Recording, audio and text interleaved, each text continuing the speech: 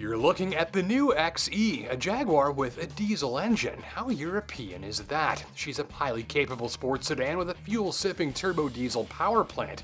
This is how they do it in Europe, where fuel is expensive and the driver has adapted. And there are lots of cars like this, luxurious, sexy, and cheaper to feed than a gerbil. Our gas prices here are on the rise too, so Jaguar figured we might be interested in a diesel-powered XE as well. Of course, there are choices. At Writing, you could also order yours with a supercharged gasoline V6 running 340 horsepower. Bigger gas engines are apparently en route too. With the diesel, this particular tester targets a shopper after lengthy highway cruising range and good fuel efficiency, more than all-out performance firepower. There's all-wheel drive for traction and an 8-speed automatic for shifting. By now, you should know that modern diesel engines no longer sound like a blender full of coins or vigorously barf soot. And if you haven't driven a diesel in a while, you really should give one of these a try. Other than the tachometer maxing out around 5,000 revs and occasionally a touch of telltale sound effects, you'd hardly notice a difference. It's also a compact 4-cylinder with well over 300 pounds of torque, a lot of twist from not a lot of engine. And there's a benefit with having the smaller engine here. With the diesel 4-cylinder, the XE is 106 kilograms lighter than it is with the gasoline V6, and the vast majority of that weight loss comes directly off of the front axle. It's like having one of me on the front of the car or not. Now take a good chunk of the weight off of the front axle and you instantly improve turn-in, handling response, and the eager-to-please feel and authentic sports car personality that I'm just loving about this machine. BMW fanboys might want to pause a moment and go grab a stress ball or some sort of stick to bite down on when it comes to handling and steering and the feel of this thing at the tips of your fingers and toes. I'm saying this is the sports sedan to have, largely because it feels great. Click the drive mode selector into dynamic and the steering gets heavy in all the right places, the ratio quickens up, and the thing feels pure go-kart. It's got that delightful sharp precision I love about my favorite sports sedans like the BMW 340, Cadillac ATS, and the Audi A4 S-Line, but more of it. The XE feels that bit more fine-tuned, to a level I normally expect in something like a Porsche or a Jaguar performance coupe. So the brand's DNA has been well applied here, and it feels like pure fun when the road gets twisty, and that only gets better the harder you push it.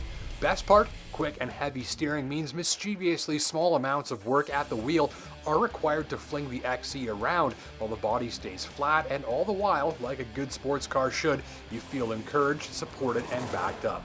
There is a compromise though, ride quality. This thing handles like a sports coupe and it rides like one too. If you're coming out of one and into an XER Sport like this tester with its big wheels and thin tires, you'll probably feel right at home.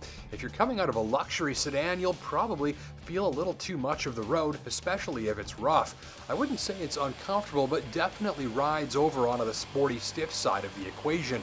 And though I loved the mileage of the diesel engine, pairing it with this sporty R-Sport package made me wish for an extra few hundred horsepower. So it looks good, handles and steers like a much smaller machine, and is silly on fuel. I did just 7.2 liters per 100 clicks on my 1,300 kilometer test drive, which is peanuts.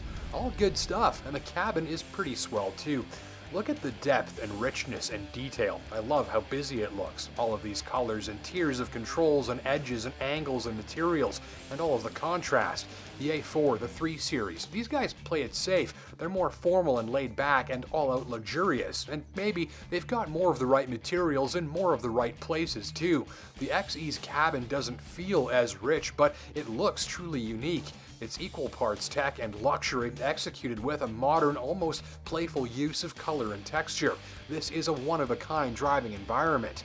Don't miss the widescreen infotainment system, which is fast to respond, fast to connect to your gadgets, and has vivid graphics, even if some functions are overly complicated to use. Or the shift dial, which rises out of the console when you start the engine. Oh, and the gorgeous leather, which is a Jaguar specialty and applied plentifully inside of this machine. Rear seat space is not applied as plentifully. Taller adults in the rear seats will quickly become acquainted with their knees, though those of average size should find it adequately roomy once they finagle their way on board through the small door openings. Other notes, the transmission is excellent. It fires through the 8 forward gears seamlessly and at just the right time to keep the fast-building diesel torque on a rolling boil. don't let the output numbers fool you. 180 horsepower isn't a lot, but 318 pounds of torque is, and this engine is smooth and very effortless at low revs, and worked it whisks the XE up to speed in relatively quick order. You never really feel like it's lacking for power. Excellent headlight performance in terms of spread and saturation of the road ahead, and especially with the high beams too. Gripes, sometimes complicated central command system aside, some of the interior control placements for window switches and the drive mode selector are a bit fussy, and I'm not sure just why, but at 25 below it's a good long while before the XE starts pumping usable heat into the cabin. Consider a remote starter if you live somewhere up north like me. End of the day, fantastic fuel efficiency, a unique cabin, and highly entertaining driving dynamics make this one a priority test drive. Come for all of that stuff and stay for the styling. My God, is it ever handsome. Pricing from $45 with standard all-wheel drive and diesel power. Thanks for watching.